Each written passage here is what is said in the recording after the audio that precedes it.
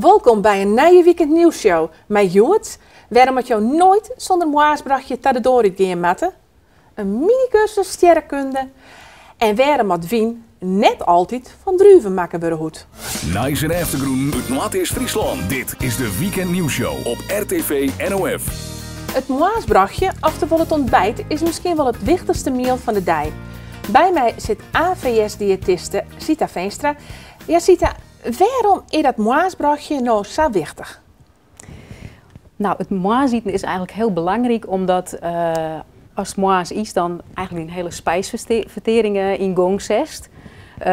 Op het moment dat je een ontbijt oerslast, dan is het eigenlijk heel erg de kans als het op een bepaald moment van de dag compenseren is. Dus krijg je compensatiegedrag. Voor Ben is het bijvoorbeeld heel erg belangrijk omdat als je moaas wekker wust, is zeg maar het glycogeen wat in die lever zit. Dat is suikerspin dat of zoiets? Ja, dat is eigenlijk een beetje zien als de brandstof wat ervoor zorgt dat die hersenen eigenlijk continu genoeg glucose krijgen. En op het moment dat je een moaas wekker wust en dus een nacht net eten hast, dan is dat glycogeen in die lever eigenlijk, nou, als het weer op en dat moet eigenlijk onvuld worden. En op het moment dat dat net gebeurt, dus dat Ben bijvoorbeeld naar squallen gaan zonder het moaas eten, dan kan het dus wezen dat die hersenen eigenlijk gewoon net direct genoeg glucose krijgen en concentratieproblemen daar toch het gevolg binnen. Ja, want is het zo dat dan 's nachts die hele stofwisseling stil lijkt? Nee, die stofwisseling lijkt zeker net stil, want die lichaam werkt het natuurlijk gewoon terug. Die orgaan, die moeten gewoon werkje blowen. Alleen nog, het is wel zo dat bepaalde organen gewoon wat minder terugbloeden worden, maar die stofwisseling werkt het nog gewoon. Ja. En het is dus uit onderzoek heel duidelijk naar voren kwam dat als Ben bijvoorbeeld, maar dat geldt eigenlijk ook voor volwassenen, of in uw geval wij ook een soort sporters, dat die bijvoorbeeld zonder ontbijt naar squallen gaan of hun training starten. Dat daar toch eigenlijk de concentratie en de prestaties uiteindelijk een stuk minder worden. Ja, ze zeggen wel eens, je moet ontbijten als een keizer, dineren als een lunchen als een koning en dineren als een bedelaar. Dat zou betekenen dat je dus maar stevigtje nodig moet. Nou, in principe is het zo dat een goed ontbijt waar 10 tot 15% van die dagelijkse energie eigenlijk voorzien maakt. Ja. Dus op het moment, het is net zo dat dat het grootste pad is, maar je kunt je wel voorstellen als dat stukje net neemt, dat is dus eigenlijk wel een soort van die energie en andere belangrijke voedingsstoffen in feite mist. Ja, en waar moet zo'n ontbijt aan uit bestaan? Ik zelf bijvoorbeeld heb 's morgens eigenlijk net zo volle zin om 3 stukken ballen met cheese of zoiets. Nee. Hoe ziet een goed ontbijt eruit? In principe is dat heel individueel. Het is net zo dat er maar één goed ontbijt bestaat. Nee. Het is echt een beetje van, ja, wat vindt je lekker en wat kan je moaas wel eten. Ja. Ik zou bijvoorbeeld liever halen dat een Ben dan maar een stukje ballen met hagelslag, want er is natuurlijk nou heel veel discussie over in verband met het schoolontbijt. Dan maar een stukje ballen met hagelslag eet, maar altijd maar ontbijt. Dus in feite zwaar je dat toch iets van ballen, maar dat kan ook iets van yoghurt met muesli wezen of misschien iets met fruit. Ja. Dus er zijn heel veel mogelijkheden om een goed ontbijt te creëren, zeg maar. Ja, want als nou bijvoorbeeld de landen om je heen is just, maar vooral wat verder door de grote plassen heen, nou dan krijg je meestal echt de meest gekke ontbijten. Dat bestaat uit wasjes en pannenkoeken en soms zelfs wel jappels. Zulke gekkigheid hebben wij je gelukkig net, hè? Nee, maar het van een heel groot pad met de cultuur uit te staan.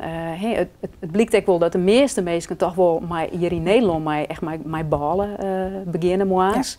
Dat toch wel de grootste bron is van het ontbijt. Maar het kan lieke goed ook op een andere manier. Ja. Daar zijn dus gezegd van, het levert een hele prutte problemen op met concentratie, met kapje erbij horen kunnen. Door juist een hele prutte jonge fam, ik altijd wel zeggen, nou dat eten smaas lid, maar ik ben al dik genoeg. Ze vindt zich sinds weer al heel gauw te dik, maar net ontbijten. Wat zou zo'n fam adviseren willen?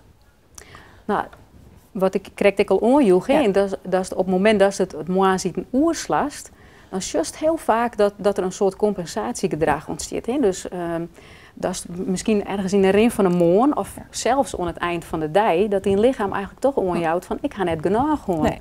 En dat is dan dus eigenlijk snaaien gist en dingen eten gist, juist als het op die gewicht letten wordt, is misschien net te vaak eten kist. Hè? Dus dat er dan eigenlijk vaak oren keuzes maken worden. Ja. En dan heb je het natuurlijk alleen nog maar over de hongerklachten en dat soort dingen. Maar had het ook een gigantische invloed op die lichamelijke conditie? Ik jij wel eens oepine hollen en dat soort dingen, dat je dat wel een prutte ervan krijgt, klopt dat? Ja, dat kan. Op het moment dat je te weinig energie krijgt, en vaak heeft het dan ook te krijgen, ja, bij een heel soort ben, want iemand op de zoon ben in Nederland ontbijt net. Zelfvolle? Ja, dat is best wel een heel soort. Maar juist dus eigenlijk dat het ook vaak komt door tietgebrek. Ja. Dus er wordt dan ook net een mooie naam om bijvoorbeeld even een bakje thee te zetten of iets te drinken, zeg maar. Ja. Dus al met al een vochttekort en toch te weinig energie op dat moment. Dat kan ook dat soort fysieke klachten, ja. Nou, je het wel, 's morgens beter een kwartiertje je van bed en goed ontbijten. In plaats van zeggen van, ik wil nog even lezen en dat ontbijt, dat komt echt letter op de duivel. Als ze advies van die willen, dan kun je even ziekje op AVS-diëtisten in Kalmesweg. En dan was het altijd te wutsten volgens mij. Absoluut. Ja, hè? Sita Veenstra, heel erg bedankt. Graag gedaan. Ja, en vroeger zeggen ze overal in dorpen en steden de ouderwetse smid. Ze binnen er zo vol in het Smeertje in het Wurg. Maar in Holwert, daar is er nog een. Hij heet Dirk Geertsma. En RTV NOF gaat van de week bij hem op visite in de Smidse.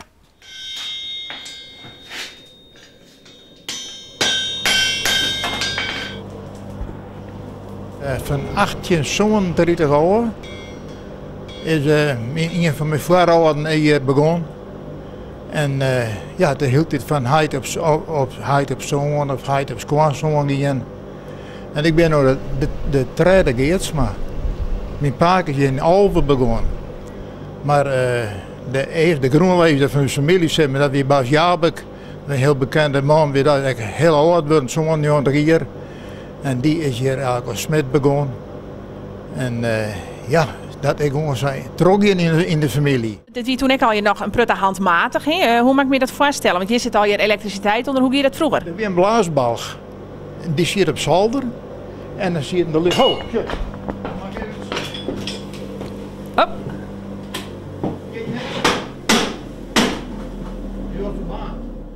En wat gebeurde er nou correct? Nou, het weer te heet.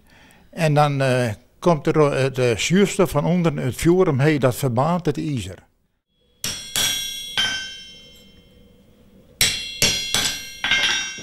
Ja, dit echte ouderwetse smidswerk. We zeggen Joost Nieskes een hoefijzermeidje en krammen voor in de hekken en in de moorden. Is dat het grootste deel van het ouderwetse smidswerk wat Jody in hangt? Ja, zal ik het wel wat zeggen, ja. Ik ben jong, als jong begonnen met hinder beslaan en nou, dan weer dat, ja.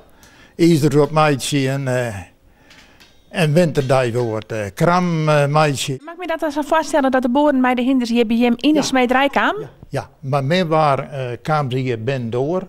Stie hier zo'n dingen, daar stie een twa. En mooi waren dan weer boeren door. Ja, en dan ben je nog een van de weinige smeden die echt een eer-en-vuursmederij had. Ja. Het is bijna een museum. Hoe zit het met de opvolging? Nou, die had er net. Ik had 2 jongens en die ene is bioloog en de andere zit in de scheepsbouw. Die hebben beide oren vak kozen. Doet het zeer? Nee. Het zit er gewoon aan te komen. Je groeit er op daar. En je weet wel dat het houdt een keer op. Ik ben nu de 5e in de familie, maar het houdt een keer op. Dan zal er gewoon machinale doorbanden onder boeren scoren komen maken. En dat is langzaam mooi net vanzelf.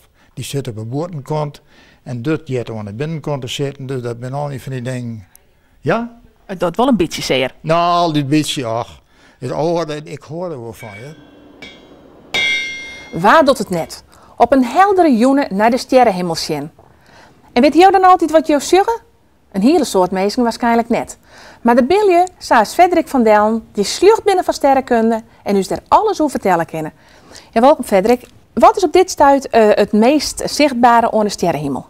Nou, er zijn momenteel 2 hele mooie dingen zichtbaar. Een daarvan is het sterrenbeeld Orion. En daar wil ik het zo meteen nog gaan. Maar wat het meest opvalt nou is, jongens, is de maan. Ja, die is natuurlijk helemaal vol, hè? Ja, die is helemaal vol. Als wij jongens uit de door stappen en toen ik hier hinder direct, toen zeg ik het ook al, toen is een prachtig mooie grote volle maan onder de hemel. En die maan die is er nog correct even. We kunnen er nog correct even van genieten, want hij is nog op een held. Hij is dus vol, dus hij is al op een held. Ja. Dus hij neemt nou weer aan. Ja, want hoe zit het met die fases van de moanne? Kun je daar wat over vertellen? Nou, de moanne die had dus een complete maand nodig om een rondje rond de Ierde te lezen. En eigenlijk is het 29 een hele dag.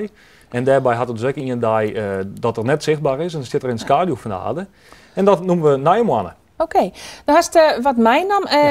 Stier ze daarop, die maanfases? Ja, ik ga hier, dat is een foto maken toch een collega en collega sterrenkundige en een vriend Peter Elzinga. En een heel getalenteerde fotograaf. En die had heel mooi de fases van de mannen in kaart gebracht. Ja. En je kan heel mooi zien dat de mannen van nij tot eigenlijk vol en weer tot nij eigenlijk. Ja, en dan praat je over eerste kwartier, wat is het, de hekken, wat is het nou, de mannen die komt dus op, aan het begin van de maand, zo maakt hij het eigenlijk beginnen. En dan dat het een week oer om in het eerste kwartier te komen. Nou, zodra het er in het eerste kwartier is, dan is het de eerste helte verluchten. Oké. En dat is de rechterkant. Ja. Vervolgens dan gaan we naar de volle mannen, dat is de tweede weken. Dan is het dus helemaal verlucht, dus dat het er nauw is. En dan gaan we naar de linkerkant die verlucht is, dat is de derde week, het laatste kwartier. Ja. En de vierde week, en dan is het dus weer voort en dan is het weer nij. Oké. Er is ook een soortement van ezelsbruggetje van waar als het altijd nog opkomende mannen is of aangaande mannen, hè? Ja, met de K. Als je de mannen in de held is, zeg maar, dan kun je er een denkbeeldige lottenbedel lezen. En dat je dan een K vermijdt, dan is het de opkomende maan. Ja. En oorzitten is die afgaand. Oké. Ja, misschien mij ooit eens verteld dat het mij een D en een P weer. Oh, dat kan misschien eigenlijk, ja. Als er een D van mij is, dan is het dernière, dat is laatste. En P is première. Ja, nou goed, daar heb ik nog nooit van maar dat ken ik. Is er nog nooit van je? Nee, dat is al heel wel. Ik weet dus wat meer als Frederik. Ja. Dat vind ik leuk. Ja. En de mannen is natuurlijk bron van een hele prutte verhaal. Het mannetje in de maan en weet ik veel alles wat. Dan is er een die ik nog nooit van jet. Vertel. Nou ja, als je, de maan is natuurlijk een heel bijzonder iets. Hè. Wij weten eigenlijk weten we op dit moment alles wel van de mannen. Maar toch weten we er heel weinig. Want de wetenschap die weet eigenlijk in principe alles wel. Ja. Maar de normale mensen die weet er eigenlijk niet zo volle van. Nee. Dus die betochten zich al je vreemde ding. Ja. En als de mannen dus vol is, of in het eerste kwartier, dan kunnen wij iets op de mannen zien. Ja. En de mannen die bestaat dus uit al die donkere vlekken en de lichtere vlekken. Nou, dat noemen we de kraters. Hè? Het kraters en de mares, de zeeën. En daar hebben we een afbeelding in zien. En een van die afbeeldingen is dus het maanhaasje. Het haasje op de maan. Dat is grappig. Zullen we dat even? Je hebben de volle mannen dus, maar de kraters. En dan ga ik het er even een beetje wat in tekenen. Dus dan zag je dus zien wat het maanhaasje is. Nou, daar is ook een heel mooi verhaal bij. Dat kun je hem als je hem willen bij op een website zien. Dat komt er op te staan en dan komt dat hele mooie verhaal over het maanhaasje erop. Ja, daar zei de al, de oren belangrijke landmark aan de hemel op dit moment is het sterrenbeeld Orion. Ja, en een hele prutte meisje zucht, maar ze weten waarschijnlijk niet dat het zo heet. Nee. Let het eens even zien, want hoe haast het bij die? Ja, nou, door vrees me om een specifiek wintersterrenbeeld te laten zien. Dus nou, ik had er nagedacht en ik denk van nou, dat moet Orion wezen, want dat is echt specifiek wintersterrenbeeld. En Orion die is momenteel van ongeveer uur 20, uur 8 is er zichtbaar. En dan is er in principe de hele nacht zichtbaar. Ja.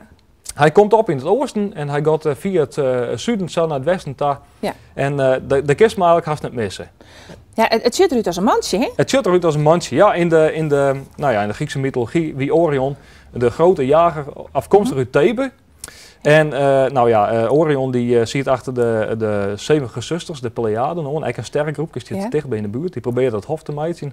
Ja. Helaas gaat dat net zo goed aan, want hij wordt toch De oppergod Artemis wordt er vermoord. Oeh. Ik weet nog een foutje, dus, als spijtbetuiging zei Artemis nou wist wat, dan krijg je een plakje onder de hemel. Ja, het waren hele opvallende sterren erin, Betelgeuse en Rigel. Ja. Wat is er opvallend aan die sterren? En dan ga ik het met name volgens mij op Betelgeuse, die is toch wel lekker heel opvallend. Betelgeuse is een hele belangrijke ster voor de wetenschap. Want Betelgeuse die is eigenlijk onder het sterren. Dat moet je eigenlijk bezien. Betelgeuse is een rode reus, zo kennen wij. Dat is een heel grote, massieve, gigantisch hitte ster. Ja. En die ster die is ongeveer 14.000 keer zo fel als zijn eigen zin. En hij steert op ongeveer, zeg maar 600 lucht hierbij. Maar die ster die is dus momenteel lek. Hij is lek, dus hij is eigenlijk onder het leger in. Dat komt op deel. En aasten komt er een keer een moment dat hij uit elkaar knapt. Ja. En dat noemen we supernova. En dat kunnen we dan misschien wel zelfs onder een gewone hemel zien, hè? Als dat gebeurt, dan is dan kunnen we Oedai gewoon zien. Nou, daar ben we toch heel benieuwd naar. Heel kort nog eventjes, want we binnen bijna aan het einde van uw speteer. Ja. Eventjes nog de Orionnevel zien letten. Want daar is een heel mooi plaatje van binnen. Hier kijk een heel mooi plaatje van bij met de Orionnevel. Nou, de Orionnevel staat precies in het midden, in het centrum van de gordel van Orion. En er staat op 1300 lucht hier waar ik eigenlijk haast net voorstellen hoe vier dat is. Nee, no. Maar dat is een enorm mooie nevel. En het allermooiste nog van die Orionnevel is dat wij daar met een grote telescoop naar sjurren. Dan kunnen wij nog iets heel bijzonders zien. En dat zijn namelijk deze lietse vlekjes. En deze lietse vlekjes, het lijkt als op kikkervisjes of hoe dat maar neem je wordt. En die lietse vlekjes, dat noemen we protoplanetaire schijven. En die protoplanetaire schijven, dat wil dus zeggen dat hier in die lietse vlekjes, in die nevel, momenteel naar je zonnestelsels geboren worden. Dus wat 4 miljard jaar gebeurd is in uw eigen melkwegstelsel, maar uw eigen zonnestelsel dus, gebeurt dus nou in die Orionnevel. Zo hé. Nou, het zijn prachtige verhalen en zoek op uw website www.rtvnof.nl. Daar zit het verhaal van Frederik. Kun je echt nog eventjes dit stukje film weer waarom zien. En daar komt vast zeker weer eens even een buurt waarom, want voor laatst ik weet wat de lentehemel is brengt. Ik kom zeker weer waarom. Dankjewel Frederik. Dankjewel. Ja, en het wordt het nog even en dan eerder er weer. Ik heb het vanzelfs zo Sinterklaas. En uw matten had er een verhaaltje hoor. Ja, matten, gost feestje vieren, want er zijn natuurlijk een hele prutte mooie pakjes bij die. Hoe zit dat precies? Hoi Hendrikje, dat klopt inderdaad. En ik zit op dit moment in dezelfde studio als West-Tono op dit moment zit. Maar dan op Orion en in een andere setting. Want van Dionne ben we dwaan geweest met de opnames van de eerste uitsturing van het Sint-Nicolaas nieuws.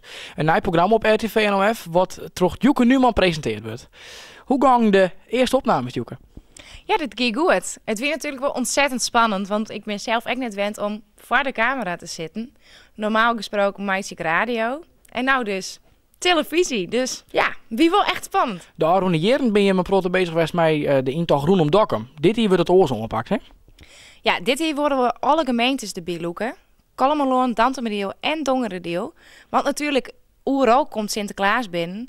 En elk dorp heeft ook een beetje zijn eigen verhaal. En dat willen wij graag in kaart brengen.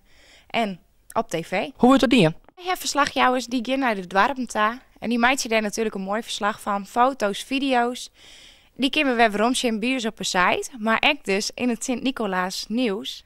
Wat van een maandje, elke werkdag om 4 uur is te zien op RTV NOF. Wat zit er in het programma wat je in Fionne opnam ha? We hebben alvast ben we in Dokkum West bij burgemeester Waanders om te zien hoe Dokkum zich voorbereidt op de intocht. Ik ben we in Vinwaarden West om te zien waar Sinterklaas aankomt. We hebben een leuke squantjesactie waar ik van alles over vertel. De Cool Kids Party is ook deel West. Dat is hartstikke leuk. Die hebben een mooi festje maken. We hebben elke week het Waarbriocht, maar een speciaal thema. En dat het dus eigen Piet Pablo het dat opname voor us. Van de boord van Sinterklaas, dus dat is hartstikke leuk. Zet je schoentje bij de schoorsteen. Zing een liedje voor de Sint. Wortel en dus van nou manje. Else werkdag om 4 uur. Op RTV NOF. Het Sint-Nicolaas nieuws. Sjen dus. Sjen jongens. We staan op dit moment in het prachtige stadhuis in Dokkum en ik sta hier met mevrouw de burgemeester Waanders. Hallo. Dag meneer. Ja, ik kom hier natuurlijk, want we willen graag weten of 15 november dan is natuurlijk de intocht van de Sint in de Pieten. En ik ben even aan het checken of alles dit jaar geregeld is. Hebben wij de gasten geregeld? De gasten weten het, die komen heel graag, staat in de agenda, ze zullen er zijn. En de kinderburgemeester? Amy Hademaier, nou, dit is voor haar het hoogtepunt van het jaar, Staat ook in haar agenda, ook zij zal er zijn. En hebben we nog gepoetst, want de slaapkamer van Sinterklaas. Oh, alles is spik en span. En zeker de slaapkamer van Sinterklaas. Oh, daar. Helemaal in orde. En de cadeautjes van onze kinderen in jongerendeel, ouderendeel en Kolmerland, waar waren... In de pakjeskamer, helemaal in orde. Prachtig. Bijna in orde. Bijna. Meneer Hans, ja, er is één probleem, dat moet ik u zeggen. Eén probleem, de sleutel is... Sleutel?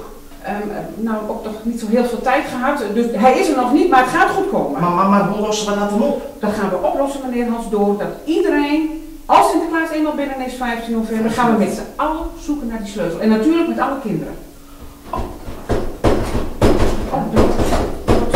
Oh, er staat iemand. Zal ik eens even kijken? Pablo? Meneer Hans? Je ziet er heel anders uit, zo van onderaf. Dag mevrouw de burgemeester.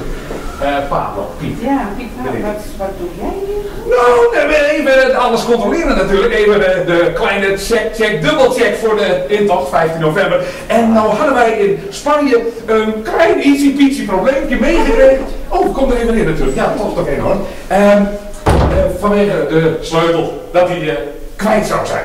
Meneer Hans en ik hebben dat al besproken. En de oplossing is dat als Sinterklaas binnen is op 15 november. De sleutel binnen. Ja, nou, maar in documenten, hè, 15 november, is allemaal geregeld. En dan gaan we met z'n allen, en vooral met alle kinderen hier in de omgeving, gaan we zoeken naar die sleutel. En over nieuws gesproken, want we gaan ook een Sint-Nicolaas nieuwsprogramma maken. Ho, dit gaat zo snel. Dit moet dit allemaal als Sinterklaas vertellen. Ik hoor iets nieuws over Sint-Nicolaas nieuws. Alleen maar die sleutel. We houden wel iedereen op de hoogte en van alle andere zaken die in onze regio spelen. Meneer Hans verzint ook ieder jaar weer wat nieuws. Ja. Nou heeft hij weer wat nieuws. Ja, maar Sint-Nicolaas. Mooi nieuws. Sint-Nicolaas nieuws.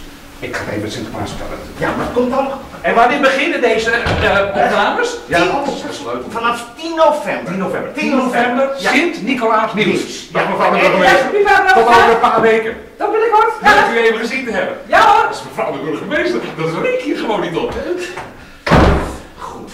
Vanaf 10 november op de televisie het Sint-Nicolaas nieuws. 15 november natuurlijk Sinterklaas en alles Pieten hier in Dokkum. Kijken dus. Gaan we doen. Je weet het misschien net, maar er zijn best een soort wienmakers in Noord-Friesland. Een deel van hun had zich aansluiten bij het Frieske Wienmakersgilde. Bij mij aan tafel zit Ferde Zwanenburg, hij is voorzitter van het Wienmakersgilde. En meneer Kolmer, hij is penningmeester. Ja, goeiedag heren. Kolmer, goeiedag, ja. Waarom ben je ooit begonnen met het meidje van wien? Het leek mij altijd al leuk dat ik druiven. En wat moest ik ermee? Ja. Dat doe ik in 2006 in WW-kamer. Toen heb ik me gewoon bij het Frieske Wienmakers. En ze hadden ik een cursus voor bij Zwanenburg. En vanaf toen al gaat het wel knap. Ja, Zwanenburg, Kolmer zei het al, een cursus volgen bij jou. Dat betekent dat jou eigenlijk een beetje de expert op dit gebied bent. Ja, misschien wel. Ik heb in het verleden altijd in het onderwijs zitten. Ik heb een 30 keer lesjong op de veterpraktiekschool en dan met name in de zuivel. Dus alles wat betreft het maatje van zuivelproducten heb ik dus les in jong. En ja, later ben ik eigenlijk met het wienmaatje begonnen. Ja. Ik weet nog van heel vroeger dat mijn mem wien maken. Hoe deed ze dat? Heel eenvoudig. Ze telden een aantal bessen in een fles. Ze deden daar wat suiker bij. Dan deden ze daar dus een waterstap op. Ja. En dan zetten ze die in het ruut in de hoop dat er dus beginnen soorten gisten. Eigenlijk maar een natuurlijke wien. Ja. Joren daar gaat dat heel oors. Maar zij ooit bezig geweest. En ja, dat is eigenlijk hetzelfde als ik kokkerelli kan praten. Ja, het is een hobby. Ja. Ja. Ja, Kolmer, hoe gaat het dan, zijn eerste keer wienmeidje? Maak je er bijvoorbeeld een hele prutte zaken voor in huis aan? Uiteraard, maar verschillende dingen in huis aan. En dan is mijn boekje keepie. in de handel. En dan begin je ermee. Dus het is gewoon, hup, we wegen erop. Nou, juist. Je pakt wat appelsap, dat probeer je bij, je hebt een gist ergens bij en dat soort spul. Ja. En ja, Zwanenburg die zit misschien wat te zuchten, maar zo simpel ben ik begonnen. Ja. Dat op een gegeven moment die cursusvolgage. Ja. En dan komt er meer bij te zien. Ja. Ja, wat komt er onder andere al bij te zien, Zwanenburg? Want ik zie hier bij ons op tafel, daar zit een hele grote flessen die er luchtig op losbubbelt. Wat is dit voor flessen? Dit is een fles van zoekerbieten, wien van zoekerbieten. Eigenlijk ja, zoekerbieten heeft men dus dan in stekjes neer, een zoekerbiet. Deze mat een oorloeren zeen worden. En van het sap, om zo maar te zeggen, wat je daar dus van krijgt. Daar doe je een aantal dingen bij. Dat binnen dus voedingszouten. Wat gist doe je erbij, enzymen kan je daar nog bij doen. Ja, ik neem dat maar heel kwad. Maar uiteindelijk begint dan dus een gist, zo'n most. Het begint te gisten, ja. Het is een heel scheikundig proces dus. Ja, het is een heel natuurlijk proces, want in de natuur zullen dus een aantal vruchten, afhankelijk van de omstandigheden waar ze onder verkeren, zullen die dus spontaan beginnen te gisten. Aha. Ja, een gist komt gewoon in de natuur voor. Ja. Dus goede gisten, maar ook minder goede gisten. Dat is zo. Wij leven in de natuur met bacteriën, met virussen, met gisten. Ja. En met name met het wienmeidje wordt deze gist dus gebruikt, die dus de zoeker in dat sap of de most omzet in alcohol en koolzuur. Ja. En hoe lang duurt het nou komen voordat dit echt wien is? Hij maakt eerst een week strijfjouwen, maar er steen te gissen. Dan had hij een hege gist en die zakken weer uit. Op een gegeven moment een week strijfjouwen. Dan moet er oorhebelen worden in schone flessen. En dan moet er eerst een mannen strijden, zeggen ze dan, met de steen. Dan moet er weggebelen worden. En dan naar een mannen 6. Dan kun je zeggen dat er helder worden is, hè? Maar onder wil ik helder worden. Ja, inderdaad, ja, want er is nou nog heel veel. Maar onder wil je het zoer meten wat erin zit. Ja. Wat dat nog voldoende is. En dan naar een hier, dan kun je dat wel proberen. Onder wil maar het hevelen en hij het ook al eens proberen. Ja, dat maak ik vanzelf. Ja. Ja. Maar dan naar een hier, dan moet het wel zo 4 werden. Ja, probeer je. We hebben hier ook een tal hele mooie wien staan. Die Bintro hier zelf maken. Onder andere kers en aronia. Geen druiven, hè? Geen druiven, nee. Druiven, ik heb wel een flesje met druiven. Maar er zit maar een paar van die flessen in. Ja. Wat is het bijzondere aan deze wien, Zwanenburg? Ik zeg dat ze 14% alcohol heeft. Is dat een hoger alcoholgehalte dan een normale wien had? 14% is vrij hoog. Gewoonlijk is het zo dat men onder de normale omstandigheden een wien maakt van zo'n 11, 12, 13%. Ja. Dus wat van de omstandigheden nog. Volle heuger kom je meestal net. Je moet er dat ik meten, maar meestal kom je net volle heuger. Er zijn dus wel wienen waar dus meer alcohol in zit, maar dat nemen wij dus dan versterkte wienen. Okay. Aan deze wien wordt dus alcohol toegevoegd. Maar dat is met deze net gebeurd. Zullen we eens eventjes proeven? Deze is dus gewoon onder natuurlijke gisting tot een 14% kan. Ja, dat is vrij hoog, hè? Ja. Het is een kersenwien. Ja. En dat project is echt een lekkere wien. Absoluut. Je ziet er een van je leden maken. Je wil graag meer leden, hè? Ja. Wij hebben soms, ik zal al laatst het CNR nemen. In 2004 wie in de trein nog leden. Ja. We hebben nog maar 38. Oké, dat is wel heel weinig dan. Ja, dat is het. Maar een gemiddelde leeftijd van tussen de 60 en de 64 jaar. Ja, ja. Onder noorden wat jongeren bij gaan. Maar ja, eigenlijk begint dat bij 40, 44 jaar. Ja. Ja, dan ben je door, dus dan heb je wat meer ruimte. Dan kun je hiermee beginnen. Ja. Wat maakt dus kijkers van Zwanenburg? Zullen ze bijvoorbeeld zeggen van, ja, dat wienmeisje lijkt het mij een fantastisch leuke hobby. Wil ik meer van weten? Wat doen ze dan? Ja, dat is dat is heel persoonlijk. Men gaat daar wie maakt je noer of net. Maar eerst contact met hem opnemen voor adviezen? Over het algemeen begint men op zijn eigen houtje. Ja. Ja. Maar daar komen dus dan leden bij ons gilde en wij hebben dan soms een groep leden en dan organiseren wij een cursus, ja. En dan is er dus een beginnerscursus, een gevorderde cursus en jou wij dus tekst en uitleg op welke wijze je dus professioneel een goede wiemaatje kennen. Zullen wij hebben een website, hè? Ja. Want dat is ook steeds. Surf even op die website meesken. www.frieskewiemakkers.nl. Ja.